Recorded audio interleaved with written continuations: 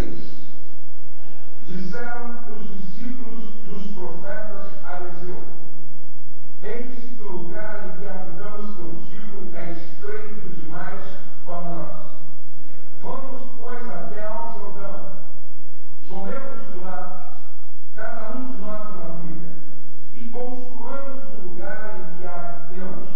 Respondeu ele: e disse serve-te de ires com os teus servos. Ele tornou: eu irei. E foi com eles. Chegados ao Jordão, cortaram madeira. Sucedeu que, enquanto um deles derrubava um tronco, o machado caiu na água. Ele gritou e disse: ai, meu Senhor, porque é aniversário. Perguntou o homem de Deus: onde caiu? Mostrou-lhe ele o lugar. Então Eliseu cortou um pau, lançou-o ali, fez flutuar o machado e disse: levanta-o. Estendeu ele a mão e o tomou. Amém. Eu vou estar falando nesta manhã sobre relacionamento de casal e relacionamento de família.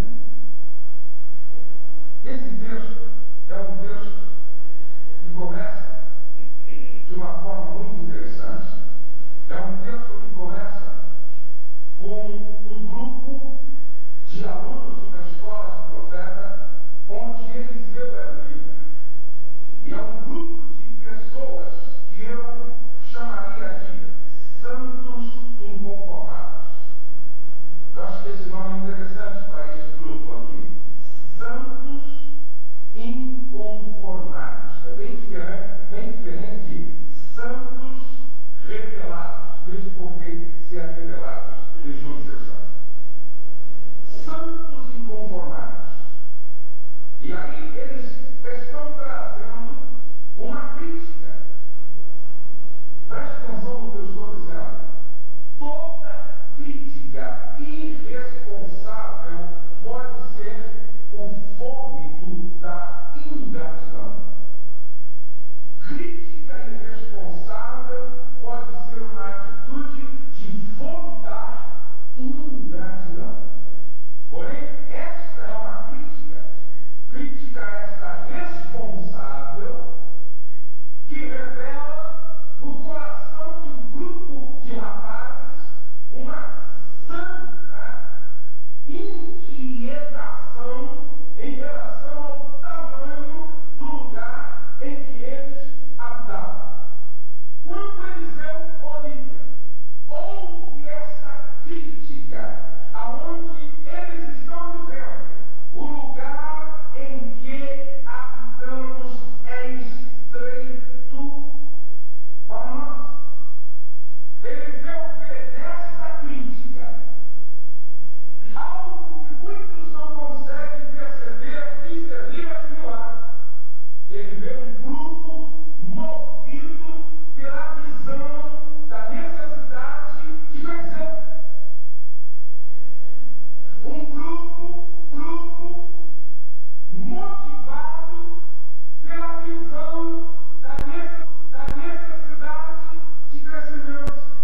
É um grupo de pessoas que chegam depois de fazer uma análise da estreiteza do lugar onde habitavam e diz: Eliseu, isso está pequeno demais, isso está estreito demais, isso está nos confinando. Vamos ao Jordão, peguemos cada um uma viga e façamos crescer este lugar. Gente, eu quero dizer a vocês que tudo começa a partir da visão da necessidade de crescimento. Tudo pode começar a mudar quando pessoas passam a ser motivadas pela visão da necessidade de crescer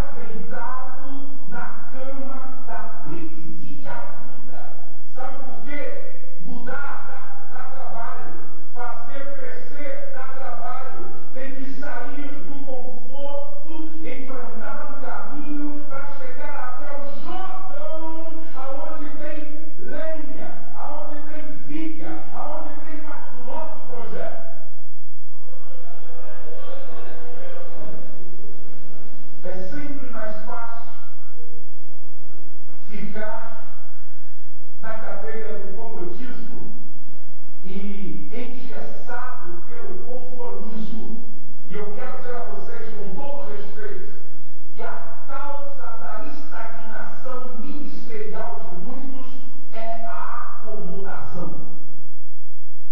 Deixa eu fazer uma pergunta para vocês. Lembram-se da passagem em que os discípulos estavam no mar, encapelados, anões, e Pedro se arrisca numa aventura de fé e diz para Jesus que aparece quando eles pensavam que era um fantasma, e Jesus disse: sou eu, não tenho medo. E Pedro então se aventura, dizendo o seguinte: se és tu, diga para mim que vá ao teu encontro. Tem uma ordem, eu obedeço e quero ir ao teu encontro, tendo a única experiência, talvez na minha vida, de andar sobre as águas.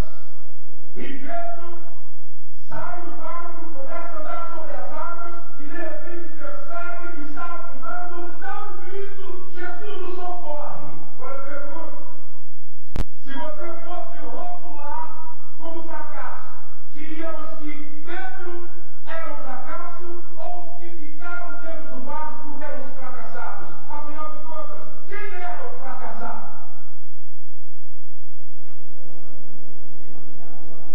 Deixa eu fazer uma pergunta. Quantos gostariam de ter uma experiência nova, numa aventura de fé com Jesus? Levante a mão, vai. Todos nós. E por que não temos maiores experiências? Porque é sempre mais fácil ficar no barco. É sempre mais fácil ficar no lugar seguro. É sempre mais fácil ficar na rede do comodismo.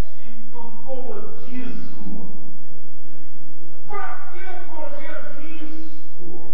Se eu estou bem aqui, já tenho um salário, tenho um carro, um celular, uma casa para morar, 7 ternos, um para cada dia da semana.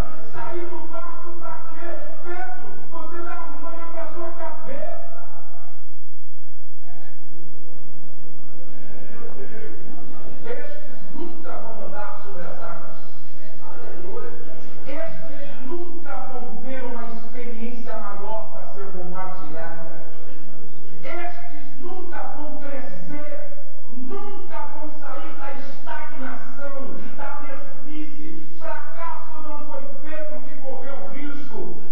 Fracasso foi aqueles que não quiseram correr o risco. Por isso é sempre mais fácil dizer: deixa como está, para ver como vai ficar. Cuidado, estagnação mata, paralisa, escraviza, te nivela por baixo. Uma multidão, Deus chamou você para andar sobre as águas. Tenha a coragem de sair do barco.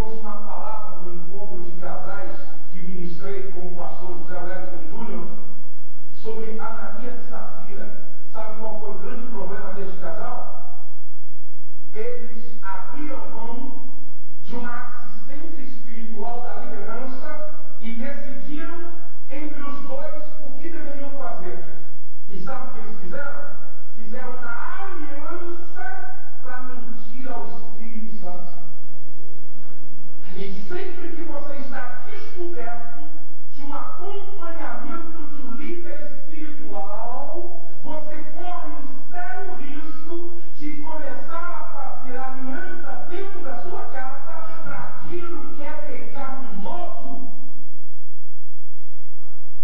Ananias decidiu com a sua esposa: não buscou conselho, e a Bíblia diz que na multidão de conselheiros há segurança.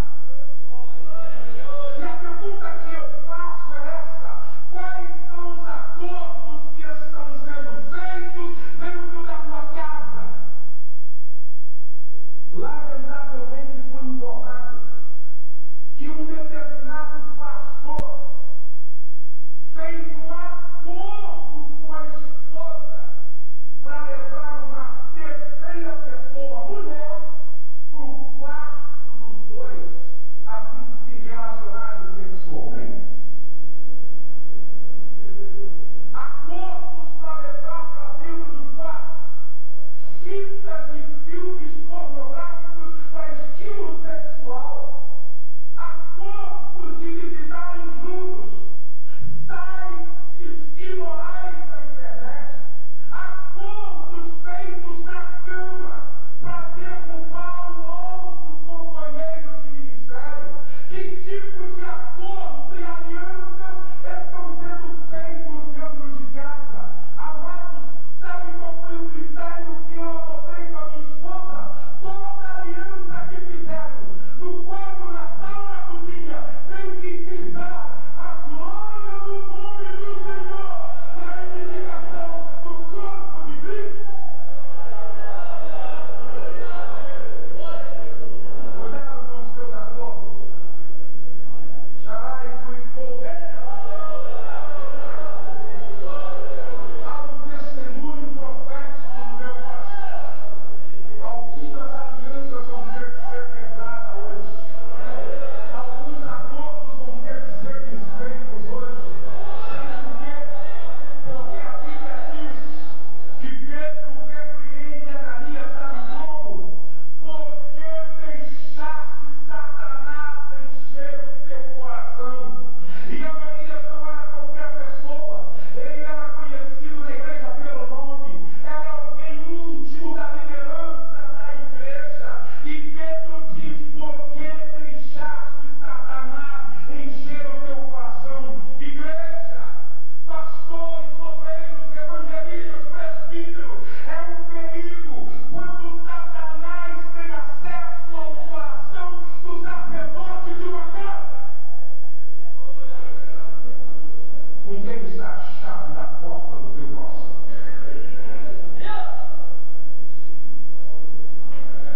Com quem está a chave da porta do teu coração? Tu és o sacerdote da tua casa e Satanás não pode ter acesso ao teu coração. Que os nossos acordos têm que ser acordos motivados por aquilo que é santo, que é justo, que é reto, que visa a glorificação do nome de Deus. Por isso esse grupo diz: nós vamos, mas queremos a presença de Eliseu conosco. Ou seja, eu vou, mas espiritual me assistindo, nem que seja na oração. Porque os meus acordos vão ser acordos para o louvor e glória do nome do Senhor. Quantos podem dizer amém? Agora, gente, às vezes nós pensamos que todos os incidentes que acontecem evidenciam pecado ou estamos fora da vontade de Deus. Preste atenção, eles estavam no lugar certo, fazendo o certo, com as pessoas certas, na hora certa, e o machado caiu na água.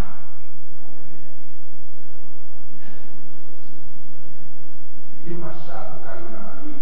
Às vezes, não é porque você é pastor que o problema não vai acontecer na sua casa. Não é porque você é presbítero que o problema não vai acontecer na sua casa. E não é porque você está fazendo o certo, na hora certa, no lugar certo, com as pessoas certas, que o machado não vai cair na água. Cair na água é uma possibilidade para todos nós. A ferramenta cair na água é uma possibilidade para todos nós.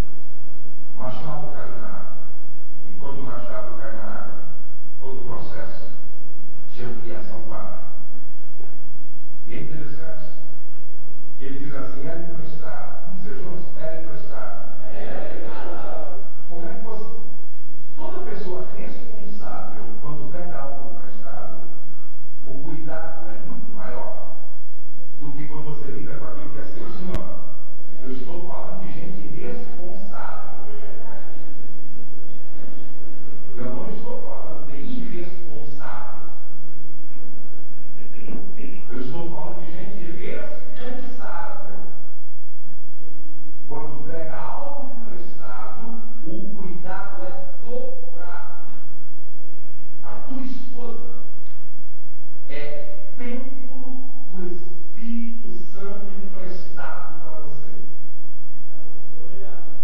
A tua esposa é noiva do Cordeiro e depois noiva sua.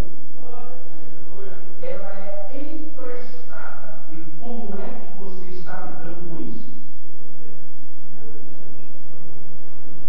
Será que nós estamos profanando o templo do Espírito Santo que nos foi emprestado?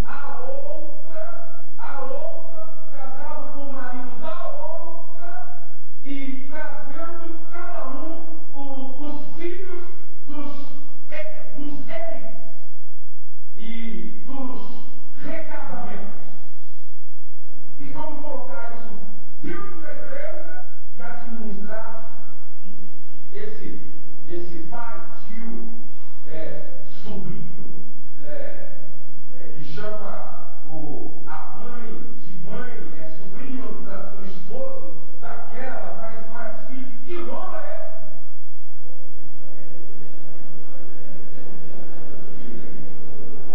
Profanando a aliança de nossos pais.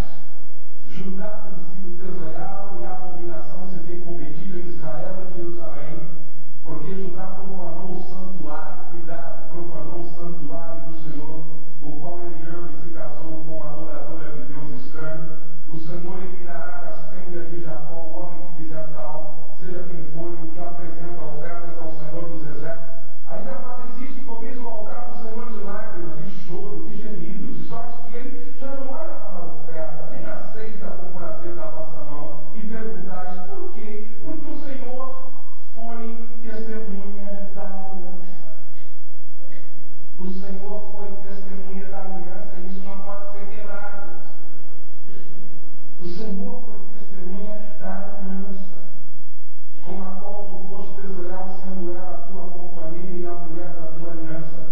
Ninguém com o resto de consenso faria, mas que fez um patriarca buscava descendência prometida por Deus. Portanto, cuidai de vós mesmos e ninguém seja infiel para com a mulher da sua mocidade, porque o Senhor Deus de Israel diz que odeia o divórcio.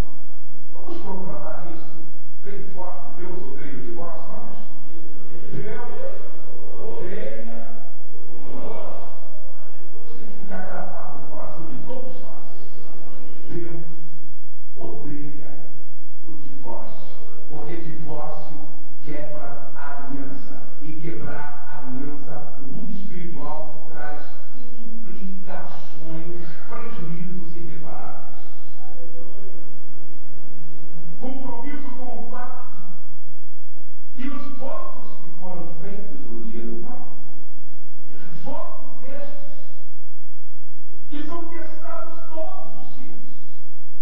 Estes votos têm pelo menos 5 características: uma decisão voluntária, uma proclamação pública, uma promessa incondicional, um propósito sério, votos que obrigam. Segunda dica que precisamos considerar na edificação ou na ampliação está em Gênesis. Vamos ler Cantares capítulo 12. Cantares capítulo 12. Cantares capítulo 12. Capítulo 4, verso 12. Jardim fechado és tu, minha irmã, noiva minha, manancial recluso, fonte selada. E veja como a figura aponta para lealdade, fidelidade. Jardim fechado, manancial recluso, fonte selada. A figura fala de fidelidade, de lealdade. Alguém que vive consciente do compromisso que fez, da aliança que firmou. Por isso é um jardim fechado, é um manancial recluso, é fonte selada. Tem dono e só aquele com o qual se fez a aliança tem acesso. Capítulo 8 de Cantares, verso 10. Eu sou um muro, e os meus seios como as suas torres, sendo eu assim, fui tida por digna da confiança do meu amado.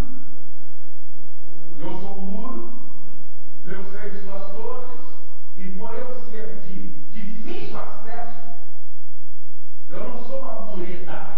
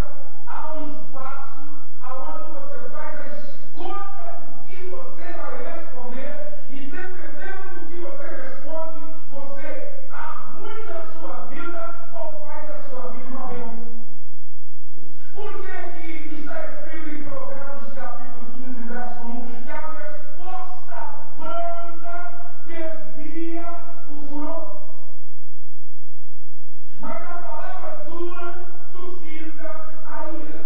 Quais são alguns sinais de pessoas maduras no relacionamento? Primeiro, não fala tudo o que pensa. Não responde com base nas emoções e circunstâncias, mas com base em princípios e valores. Não vive em função da opinião dos outros. Não perde tempo com aquilo que não vale a pena. Quarta dica: senso de humor. Eclesiastes 3:4 diz: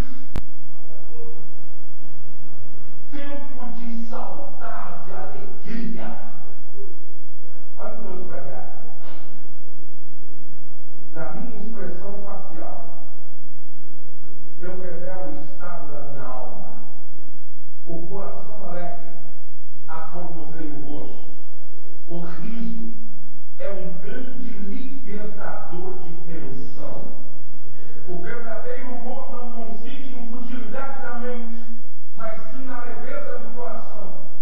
Precisamos aprender a enxergar o lado engraçado das coisas para nos libertar dessa tensão que muitas vezes nos faz pessoas chatas, intragáveis, indesejáveis, intoleráveis, ao ponto de, ao chegar em casa, até o cachorro de estimação se esconde debaixo da cama. Dá uma olhadinha para o irmão ao lado e vê o que está a alma dele.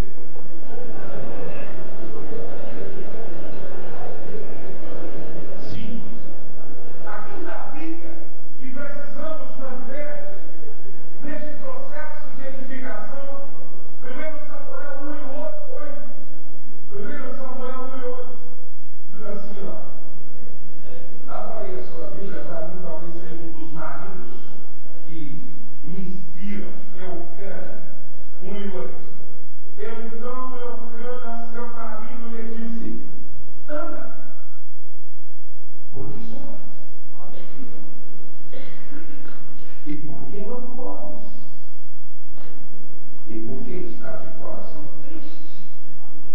Sabe o que é isso aqui? Marido que ainda tem alma. Sabe o que é isso aqui? Marido que não virou divino. Lembra de cara? Sabe o que é isso aqui? Marido que é sensível à dor do coração do outro. Ana, por que choras?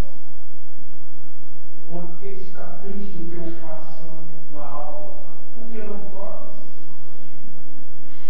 Sabe por que alguns de nós tememos perguntar para a esposa: por que choras? Porque é capaz dela dizer: por sua causa.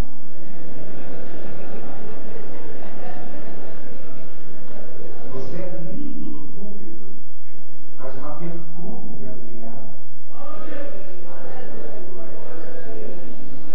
Você é maravilhoso na igreja, mas em casa você é uma pedra no sapato de todo mundo.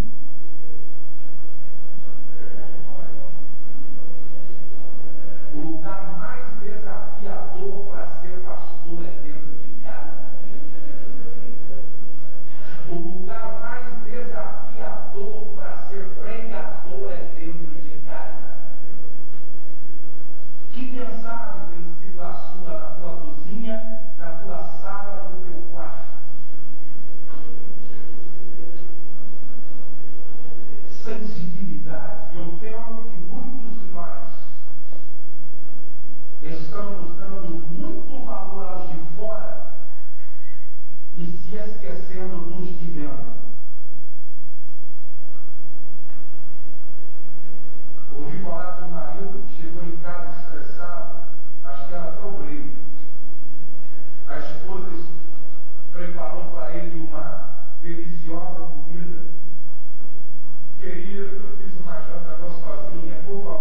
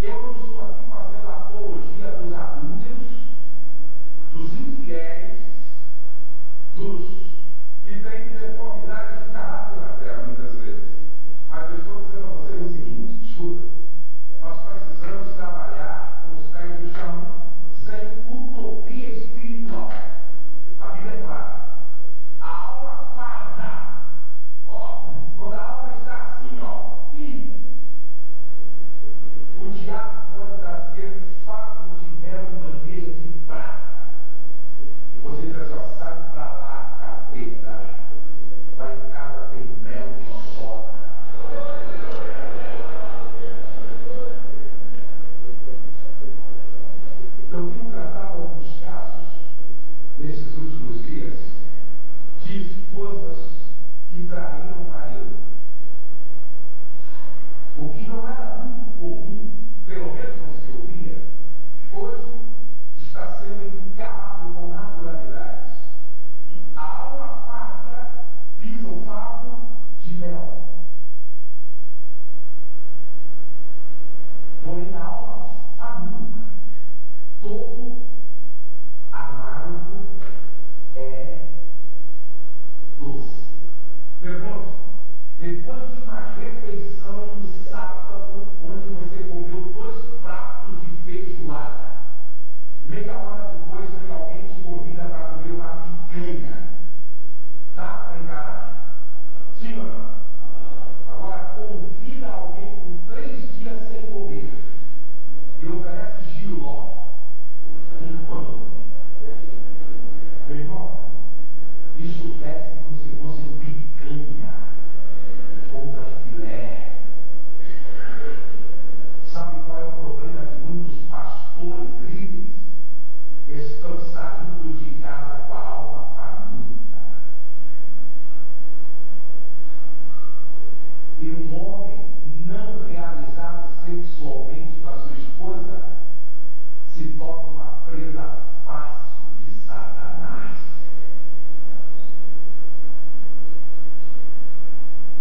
A alma farta pisa o favo de mel, mas a alma faminta, todo amargo é doce.